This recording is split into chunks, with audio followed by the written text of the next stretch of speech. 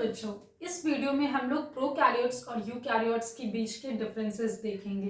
क्या है prokaryotes and क्या है यूकैरियोट्स। ठीक है बच्चों, इससे पहले मैंने आप जो भी वीडियो बनाया था बच्चों वो न्यूक्लियस पे था, और न्यूक्लियस में आप लोगों ने जाना जो जेनेटिक मटेरियल्स हैं इन सब के बारे में आप लोग पढ़े थे, डीएनए आरएनए प्रोटीन्स इन सब के बारे में पढ़े थे। तो बच्चों अब आप लोग ये देखोगे कि प्रोकैरियोट्स जो कि बैक्टीरिया होते हैं, जो कि आपको प्रिमिटिव ऑर्गेनिजम्स होते हैं जिनमें प्रिमिटिव न्यूक्लियस पाई जाती है, वो और यूकैरियोट्स में क्या डिफरेंसेस है। ठीक है बच्चों, तो प्रोकैरियोट्स बच्चों क्या होता है। प्रोकैरियोट्स यहाँ पे नाम से ही समझ में आ रहा है। प्रो मीन्स क्या हुआ बच्चों, प्रिमिटिव। प्रो मीन्स प्रिमिटिव जो पुराना है। यू मीन्स नया, है ना बच्चों, you means new, you new and pro primitive that means पुराना। ठीक है बच्चों, कैरियोट्स क्या होता है बच्चों, ये आपको समझना है। कैरियोट्स क्या होता है, तो बच्चों कैरियोट्स आता है आपको न्यूक्लियस से, है ना बच्चों, कैरियोट्स आता है न्यूक्लियस से। कैरियोट्स का मतलब है न्यूक्लियस। ठीक है बच्चों, कैरियोट्स का मतलब होता है न्यूक्लियस। ठीक है बच्चों, यहाँ पे भी आप कैरियोट्स देख रहे हो, यहाँ पे भी कैरियोट्स, तो कैरियोट्स का मतलब है बच्चों न्यूक्लियस। ठीक है, यू मीन्स न्यू। ठीक है बच्चों, you means new and pro means primitive. Pro means पुराना और प्रिमिटिव। ठीक है बच्चों, प्रो हो गया प्रिमिटिव और पुराना, और यू हो गया बच्चों न्यू, नया। ठीक है बच्चों, तो यहाँ पे क्या होगा, प्रिमिटिव न्यूक्लियस होगा। मैं प्रिमिटिव न्यूक्लियस क्यों कह रही हूँ बच्चों, क्योंकि बैक्टीरियाज में हम लोग देखेंगे बच्चों, बैक्टीरियाज जो ऑर्गेनिजम्स होते हैं उनमें क्या होता है कि उनका जो जेनेटिक मटेरियल है दैट इज डीएनए, वो बच्चों फ्रीली फ्लोटिंग होता है आपको साइटोप्लाज्म में। उस रीजन को बच्चों हम लोग न्यूक्लियोइड कहते हैं। ठीक है बच्चों, उसका जो क्रोमैटिन थ्रेड्स होगा, मैंने कल आप लोगों को बताया था ना, सेल में एक न्यूक्लियस रीजन होता है, वहां पे बहुत सारे आप कॉइल्ड स्ट्रक्चर जो टैंगल्ड स्ट्रक्चर, उलझे हुए स्ट्रक्चर को देख रहे थे, वो क्या था बच्चों, दैट वाज क्रोमैटिन। तो बच्चों इसमें जो आपको क्रोमैटिन थ्रेड्स रहेगा वो आपको ऐसे एक न्यूक्लियर मेम्ब्रेन से, न्यूक्लियस नहीं बॉन्डेड रहता है। ठीक है बच्चों, न्यूक्लियर मेम्ब्रेन से ये बॉन्डेड नहीं रहता है। बैक्टीरियाज में क्या होता है बच्चों, बैक्टीरियाज में ये ऐसे ही बिल्कुल एक अपने रीजन में प्रेजेंट रहता है। इस मतलब साइटोप्लाज्म में फ्रीली प्रेजेंट रहता है। ठीक है बच्चों, ये साइटोप्लाज्म हो गया, तो इसमें ये फ्रीली प्रेजेंट रहेगा। इसको बच्चों न्यूक्लियोइड रीजन कहा जाता है, न्यूक्लियोइड। ठीक है बच्चों, इस रीजन को न्यूक्लियोइड रीजन कहा जाता है। ठीक है बच्चों, और यूकैरियोट्स में क्या रहता है बच्चों, न्यूक्लियस होता है। न्यूक्लियस में, यूकैरियोट्स में न्यूक्लियस में जेनेटिक मटेरियल सेफ रहता है। मैंने आपको प्रीवियस वीडियो में बताया था, जेनेटिक मटेरियल डीएनए था, डीएनए आरएनए ये सब रहता है बच्चों। तो न्यूक्लियस में क्या है बच्चों, जेनेटिक मटेरियल सेफ है, लेकिन बच्चों न्यूक्लियोइड में जेनेटिक मटेरियल सेफ नहीं है। ठीक है बच्चों, न्यूक्लियोइड में जेनेटिक मटेरियल सेफ नहीं है, वो बिल्कुल फ्रीली रहता है, तैरता रहता है बच्चों साइटोप्लाज्म में। उस रीजन को हम लोग न्यूक्लियोइड कहते हैं। तो इसीलिए बच्चों इसको प्रिमिटिव न्यूक्लियस कहा जाता है, क्योंकि ये ही सबसे पहले आया था। ठीक है बच्चों, प्रिमिटिव इसलिए भी कहा जाता है कि यूकैरियोट्स के पहले प्रोकैरियोट्स आए होंगे, तब उसमें इवोल्यूशन हुआ होगा, दैट मीन्स कि मतलब चेंजेस आए होंगे, है ना बच्चों, चेंजेस आए होंगे तो फिर वो जेनेटिक मटेरियल सेफ रहने लगा, है ना बच्चों। जब चेंजेस आए होंगे तो जेनेटिक मटेरियल को सेव करने के लिए एक न्यूक्लियर मेम्ब्रेन आ गया। तो बच्चों जब न्यूक्लियर मेम्ब्रेन आया तो उसको फिर वो जेनेटिक मटेरियल इनक्लोज हो गया न्यूक्लियर मेम्ब्रेन के अंदर, तो उसको न्यूक्लियस कहा जाने लगा। तो बच्चों इसलिए ये एडवांस न्यूक्लियस है। ठीक है बच्चों, ये पुराना न्यूक्लियस है। अब बच्चों हम लोग दूसरा देखते हैं, membrane bound organelles present. Prokaryotes में बच्चों मेम्ब्रेन बाउंड ऑर्गेनेल्स नहीं, एब्सेंट रहता है, sorry, membrane bound organelles absent रहता है। मेम्ब्रेन बाउंड ऑर्गेनेल्स क्या होता है बच्चों, मेम्ब्रेन बाउंड ऑर्गेनेल्स है जैसे आपको माइटोकॉन्ड्रिया हो गया, है ना। अभी आप लोग ऑर्गेनेल्स के बारे में लेटर वीडियोस में पढ़ेंगे, जैसे एंडोप्लाज्मिक रेटिकुलम के बारे में मैंने आपको कल न्यूक्लियस के साथ बताया था। वहां पे क्या होता है बच्चों, प्रोटीन का सिंथेसिस होता है जो एंडोप्लाज्मिक रेटिकुलम होती है। तो बच्चों वो सब मेम्ब्रेन बाउंड रहते हैं, मतलब वो सब मेम्ब्रेन से बने हुए रहते हैं। ठीक है बच्चों, वो सारे मेम्ब्रेन से घिरे हैं। जितने भी ऑर्गेनल्स आप यूकैरियोट्स में देखोगे सब मेम्ब्रेन से घिरे हुए रहते हैं। माइटोकॉन्ड्रिया है, प्लास्टिड्स है, या फिर गोल्जी है, लाइसोसोम्स है, आप जितने भी ऑर्गेनल्स को देखोगे सब मेम्ब्रेन बाउंड रहते हैं, मेम्ब्रेन से घिरे हुए रहते हैं। लेकिन प्रोकैरियोट्स में बच्चों गोल्जी, ईआर, ये सब endoplasmic reticulum, Golgi apparatus, lysosomes ये सब प्रेजेंट नहीं होते। माइटोकॉन्ड्रिया, प्लास्टिड्स, जो भी मेम्ब्रेन बाउंड ऑर्गेनल्स है ये सब प्रेजेंट बच्चों नहीं रहते हैं इन प्रोकैरियोट्स। ठीक है बच्चों, अब बच्चों प्रोकैरियोट्स में देखो राइबोसोम 70s प्रेजेंट। मैंने आपको कल ही बताया था वीडियो में, न्यूक्लियस में मैंने आपको क्या बताया था बच्चों की राइबोसोम्स की सिंथेसिस कहाँ पे होती है बच्चों, न्यूक्लियोलस में। राइबोसोम्स जाकर के साइटोप्लाज्म में जाता है। ठीक है बच्चों, साइटोप्लाज्म में वो रफ एंडोप्लाज्मिक रेटिकुलम के ऊपर जाकर के बैठ जाता है। तो बच्चों राइबोसोम्स क्या करता है, प्रोटीन सिंथेसिस में हेल्प करता है ना बच्चों। तो यहाँ पे बच्चों राइबोसोम्स जो है वो 70s प्रेजेंट है। एस इसका बच्चों यूनिट है, एस बच्चों यूनिट है। जैसे आपको कहते हैं ना मास को हम लोग केजी में करते हैं, शुगर 1 kg देना है करना, तो बच्चों जैसे स्पीड को हम लोग मीटर पर सेकेंड में करते हैं, तो बच्चों वैसे ही राइबोसोम्स का ये यूनिट है। 70s में 50s और 30s यहाँ पे राइबोसोम्स प्रेजेंट है।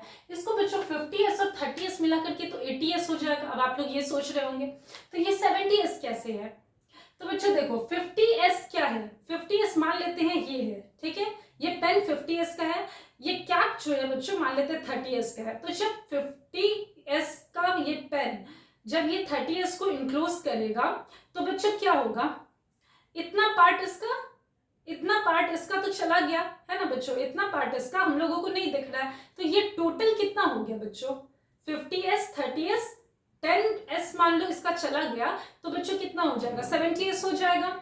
ऐसे आप अगर यहाँ पे इस पेन को रखो तो फिर 50 + 30 हम लोग 80s कहेंगे। लेकिन जब ये इसके ऊपर आ जाएगा बच्चों, ये 30s वाला यूनिट जब 50s के ऊपर जब इसको आकर के कुछ पोर्शन इसका कवर कर लेगा, तो मतलब 10s का पोर्शन मान लेते इसका कवर कर लिया है ना बच्चों, तब ये कितना हो गया 40s + 30s that is 70s। ठीक है बच्चों, तो 70s यहाँ से आया। इसी तरीके से बच्चों यूकैरियोट्स में राइबोसोम्स 80s का रहता है दैट इज 60s और 40s।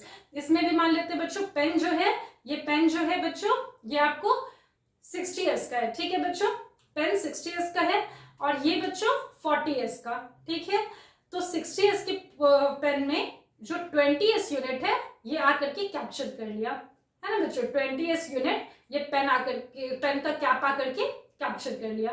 तो बच्चों कितना हो गया 80s है ना बच्चों, 100s ये पूरा 100s होता। अगर मानो ये यहाँ पे रहता तो ये 100s होता, लेकिन ये कैप आकर के यहाँ पे कैप्चर कर लिया तो कितना हो गया बच्चों, दैट इज 80s। ठीक है, तो राइबोसोम्स यहाँ पे 80s का है। अब बच्चों प्रोकैरियोट्स में सेल वॉल म्यूरिन का बना होता है। मैंने आपको सेल वॉल सेक्शन में बताया था, सेल वॉल वाली वीडियो देखना, उसमें मैंने आपको बताया था कि बैक्टीरिया में सेल वॉल म्यूरिन का बना होता है। म्यूरिन दैट इज पेप्टिडोग्लाइकैन है। पेप्टिडोग्लाइकैन आपको प्रोटीन और कार्बोहाइड्रेट का फॉर्म होता है। ठीक है बच्चों, यूकैरियोट्स में सेल वॉल काइटिन और सेल्यूलोज का होता है।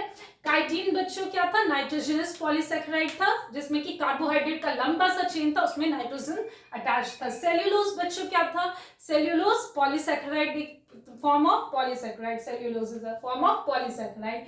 अब बच्चों है यहाँ पे प्रोकैरियोट्स में रेस्पिरेशन जो है बच्चों मेसोसोम्स में होता है।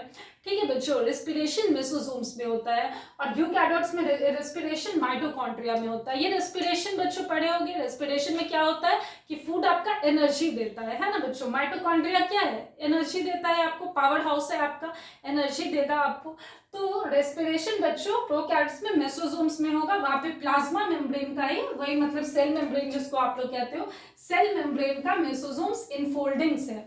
ठीक है बच्चों, सेल मेम्ब्रेन का ही इनफोल्डिंग रहेगा और वो आपको कुछ फोल्डेड टाइप का स्ट्रक्चर्स ऐसे ऐसे बनाएगा, उसी में आपको बच्चों मेसोसोम्स में रेस्पिरेशन होगा, दैट इज बैक्टीरिया को एनर्जी मिलेगा। और बच्चों यूकैरियोट्स में रेस्पिरेशन माइटोकॉन्ड्रिया में होगा। ठीक है, माइटोकॉन्ड्रिया में रेस्पिरेशन होता है, ये भी डबल मेम्ब्रेन रहता है जिसमें कि इनर मेम्ब्रेन इसका इनफोल्डिंग्स रहता है। तो बच्चों देखो ये कितना ज्यादा इससे मतलब इवॉल्व हुआ है। इवॉल्व होने का मतलब क्या कहते हैं बच्चों, इसी से आया है। जैसे चिंपैंजी से हम लोग बने ना बच्चों, हम लोग उनमें बहुत सारे चिंपैंजी में चेंजेस आते गए तो वो एक ह्यूमन बना। तो उसी तरीके से बच्चों देखो प्रोकैरियोट्स में भी बहुत सारे चेंज आते गए तो यूकैरियोट्स का फॉर्म हुआ। ठीक है बच्चों, तो जैसे मतलब रेस्पिरेशन जो होगा बच्चों यहाँ पे मेसोसोम्स में, यहाँ पे प्लाज्मा मेम्ब्रेन इनफोल्डिंग बनाएगा। और हम लोग माइटोकॉन्ड्रिया के वाले भी वीडियो में देखेंगे, मैं लेटर ऑन इसको भी लाऊंगी माइटोकॉन्ड्रियाज पे वीडियो और सेल ऑर्गेनेल्स पे वीडियोस, तो आप लोग देख पाओगे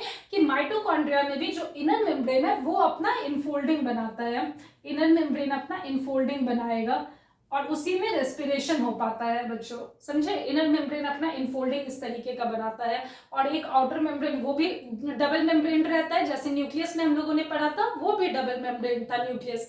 और इसी तरीके से बच्चों माइटोकॉन्ड्रिया भी हमारा डबल मेम्ब्रेन होगा, तो उसमें जो इनर मेम्ब्रेन है बच्चों वो अपना इनफोल्डिंग बनाएगा। और प्रोकैरियोट्स में आप लोग देख सकते हो सेल मेम्ब्रेन अपना इनफोल्डिंग बना रहा है जिससे कि रेस्पिरेशन हो रहा है। ठीक है बच्चों, अब है यहाँ पे प्रोकैरियोट्स में photosynthesis is associated with membranes vesicles but not with plastids. यहाँ पे बच्चों फोटोसिंथेसिस प्लास्टिड से नहीं होगा। ठीक है बच्चों, यूकैरियोट्स में, प्लांट्स में और जो भी फोटोसिंथेटिक ऑर्गेनिजम्स है उनमें जो भी होता है बच्चों फोटोसिंथेसिस वो आपको प्लास्टिड से होता है। ठीक है बच्चों, प्लास्टिड्स में होता है फोटोसिंथेसिस। और यहाँ पे बच्चों फोटोसिंथेसिस प्लास्टिड्स में नहीं होता, यहाँ पे मेम्ब्रेनस वेसिकल्स ही होता है। जो सेल मेम्ब्रेन है वही अपना छोटा छोटा वेसिकल्स बनाता है, इसी के छोटे छोटे वेसिकल्स होंगे और यहीं पे फोटोसिंथेसिस होगा। ठीक है बच्चों, ये समझ गए। फोटोसिंथेटिक बैक्टीरिया में भी प्लास्टिड्स नहीं होंगे, वहां पे मेम्ब्रेनस वेसिकल्स छोटे छोटे प्रेजेंट रहते हैं, वहीं पे उसका फोटोसिंथेसिस होगा। ठीक है बच्चों, फोटोसिंथेसिस में क्या होगा बच्चों, खाना बनेगा, ऑर्गेनिज्म का खुद के अंदर ही खाना बनता है, वो ऑटोट्रॉफिक होता है। ठीक है बच्चों, फोटोसिंथेटिक बैक्टीरिया हो गया, फोटोसिंथेटिक प्लांट्स हो गया, ये सारे ऑटोट्रॉफिक होते हैं, अपने अंदर ये लोग खुद खाना बनाते हैं। तो बच्चों photosynthesis is associated with plastids, plants वगैरह में प्लास्टिड्स प्रेजेंट रहता है ना बच्चों, प्लास्टिड्स प्रेजेंट रहता है जो कि खाना बना रहा होता है। तो यूकैरियोट्स में बच्चों फोटोसिंथेसिस प्लास्टिड्स में होगा, प्रोकैरियोट्स में फोटोसिंथेसिस प्लास्टिड्स में नहीं होगा, मेम्ब्रेनस वेसिकल्स में होगा। ठीक है बच्चों, आप लोग ये समझ गए। एक बार फिर से हम लोग रिवाइज कर लेते हैं। प्रोकैरियोट्स क्या है बच्चों, प्रोकैरियोट्स बैक्टीरियाज हो गए, यूकैरियोट्स में बैक्टीरिया को छोड़ के जितने भी ऑर्गेनिजम्स है सारे यूकैरियोट्स में आ गए। ठीक है बच्चों, यूनिसेल्युलर यूकैरियोट्स भी होते हैं, अमीबा वगैरह हो गया, तो ये सारे यूकैरियोट्स पे आते हैं। बच्चों प्रोकैरियोट्स में हम लोग क्या देखें, प्रिमिटिव न्यूक्लियस रहता है, न्यूक्लियस यहाँ पे पुराना रहता है, दैट मीन्स न्यूक्लियस जो जेनेटिक मटेरियल है वो फ्रीली फ्लोटिंग होता है साइटोप्लाज्म में। ठीक है बच्चों, वहां पे कोई भी न्यूक्लियर मेम्ब्रेन नहीं होता है, न्यूक्लियस नहीं होता है, न्यूक्लियर मेम्ब्रेन नहीं होता है। फिर जैसे जैसे चेंजेस आया होगा तो यूकैरियोट्स बना, यूकैरियोट्स में बच्चों एडवांस न्यूक्लियस रहता है, यहाँ पे डबल मेम्ब्रेन न्यूक्लियस का न्यूक्लियस घिरा हुआ रहेगा, मतलब जेनेटिक मटेरियल जो होगा वो बच्चों आपका एक डबल मेम्ब्रेन स्ट्रक्चर में इंक्लोज रहेगा, दैट मीन्स न्यूक्लियस में।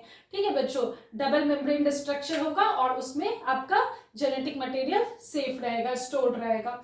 ठीक है बच्चों, अब यहाँ पे देख सकते हो आप membrane bound organelles are absent, membrane bound organelles हो गया, माइटोकॉन्ड्रिया हो गया बच्चों, प्लास्टिड्स हो गया, एंडोप्लाज्मिक रेटिकुलम हो गया, गोल्जी हो गया, जिसके बारे में हम लोग लेटर वीडियोस में डिस्कस करेंगे, तो वो सारे बच्चों यहाँ पे एब्सेंट रहते हैं, यहाँ पे वो सारे प्रेजेंट रहते हैं यूकैरियोट्स में। राइबोसोम्स बच्चों 70s का होता है, that is 50s 30s units रहता है प्रोकैरियोट में, और यूकैरियोट में राइबोसोम्स 80s का रहता है, 60s एंड 40s यूनिट रहता है। उसके बाद प्रोकैरियोट्स में बच्चों सेल वॉल म्यूरिन का बना होगा, म्यूरिन दैट मीन्स पेप्टिडोग्लाइकन का होगा, प्रोटीन और कार्बोहाइड्रेट का। और बच्चों यूकैरियोट्स में सेल वॉल काइटिन और सेल्यूलोज का होगा, काइटिन हम लोग फंगस में देख सकते हैं, काइटिन का रहता है, सेल्यूलोज आपको प्लांट्स में रहता है। ठीक है बच्चों, रेस्पिरेशन यहाँ पे मेसोसोम्स से होता है, प्रोकैरियोट्स में मेसोसोम्स जो सेल मेम्ब्रेन का इनफोल्डिंग है वो रेस्पिरेशन करती है, जबकि यूकैरियोट्स में बच्चों रेस्पिरेशन माइटोकॉन्ड्रिया में होता है।